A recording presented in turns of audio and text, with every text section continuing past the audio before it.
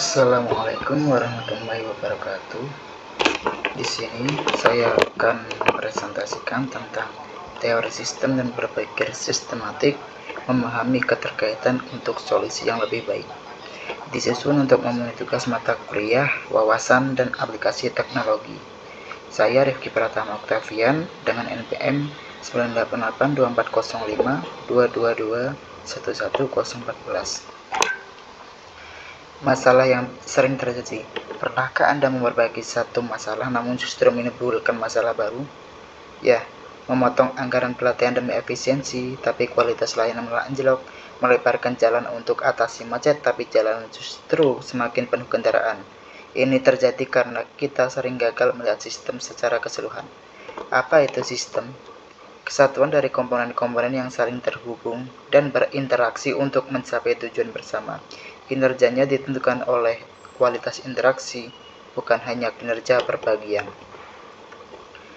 Melihat hutan bukan hanya pohon.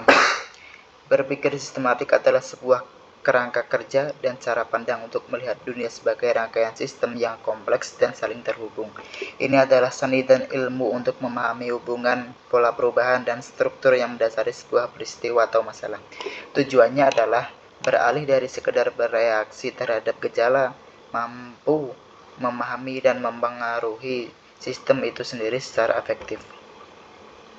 Pilar-pilar utama berpikir sistematik yaitu: 1. Melihat gambaran besar, mundur sejenak untuk melihat konteks yang lebih luas sebelum bertindak.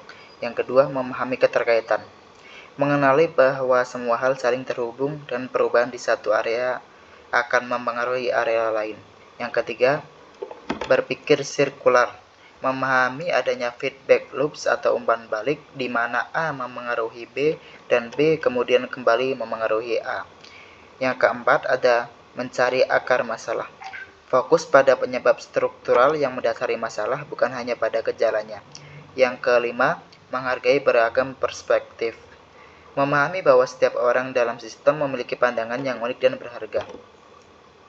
Memahami umpan balik atau feedback loops, mesin yang menggerakkan sistem. Umpan balik atau feedback loop adalah inti dari berpikir sistematik. Ini adalah mekanisme di mana output dari suatu aksi akan kembali memengaruhi aksi tersebut. Lingkaran penguat atau reinforcing loop. Apa itu? Menghasilkan pertumbuhan atau penurunan eksponensial. Aksi menghasilkan hasil yang mendorong lebih banyak aksi yang sama. Contoh, semakin banyak nasabah puas, reputasi bank meningkat, semakin banyak nasabah baru yang datang. Kemudian ada lingkaran penyeimbang, balancing loop. Berusaha mencapai target atau stabilitas, aksi memicu respons yang melawan perubahan. Contoh, saat suhu tubuh panas, tubuh berkeringat untuk mendinginkan diri kembali ke suhu normal. Perbandingan kunci, linear versus sistematik, dua cara melihat masalah. Dalam aspek fokus, pola pikir, solusi, dan contohnya. Yang pertama ada fokus di berpikir linear, pada bagian-bagian atau peristiwa terisolasi. Bagian berpikir sistematik pada keseluruhan dan hubungan antar bagian. Aspek pola pikir linear, sebab akibat atau satu arah. Aspek pola pikir berpikir sistematik, sebab akibat bersifat sirkular dan dinamis. Aspek solusi berpikir linear, cenderung reaktif, cepat, dan fokus pada gejala. Solusi berpikir sistematik lebih strategis, proaktif, dan berkelanjutan. Contoh dari berpikir linear yaitu penjualan turun, tingkatkan iklan. Contoh berpikir sistematik, penjualan turun, mari analisis sistem antara produk, harga, pemasaran, dan layanan. Studi kasus mengatasi kemacetan, aplikasi nyata masalah kemacetan lalu lintas. Pendekatan dan dengan berpikir linear dan berpikir sistematik, cara berpikirnya dan solusinya. Untuk yang berpikir linear, masalahnya jalanan macet, penyebab langsung terlalu banyak mobil, solusi cepat lebarkan jalan.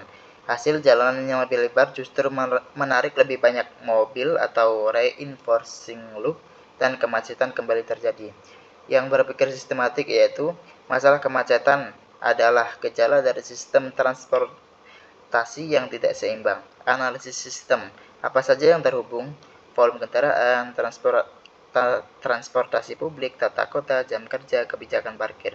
Solusi holistiknya yaitu perbaiki transportasi publik, bangun jalur sepeda, galakkan jam kerja fleksibel, balancing loop untuk mengurangi tekanan. Manfaat utama berpikir sistematik. Yang satu, solusi lebih efektif dan tahan lama karena mengatasi akar masalah bukan gejalanya. Yang kedua, antisipasi konsekuensi, membantu memprediksi dampak tak terduga dari sebuah keputusan. Yang ketiga, ada kolaborasi lebih baik, mendorong pemahaman antar tim karena melihat bagaimana pekerjaan mereka saling memengaruhi.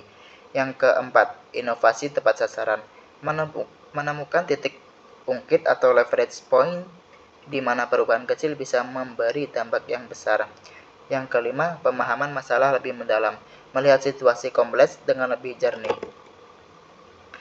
Pesan kunci untuk diingat, dunia di sekitar kita penuh dengan sistem yang digerakkan oleh umpan balik atau feedback loops. Berpikir sistematik adalah pergeseran dari melihat bagian-bagian terpisah menjadi melihat koneksi dan pola. Ini membantu kita beralih dari solusi yang reaktif dan tambal sulam ke solusi yang strategis dan berkelanjutan. Mulai sekarang, saat menghadapi masalah, bertanyalah bagaimana sistem ini bekerja dan di mana titik ungkitnya. Terima kasih. Kurang lebihnya mohon maaf. Wassalamualaikum warahmatullahi wabarakatuh.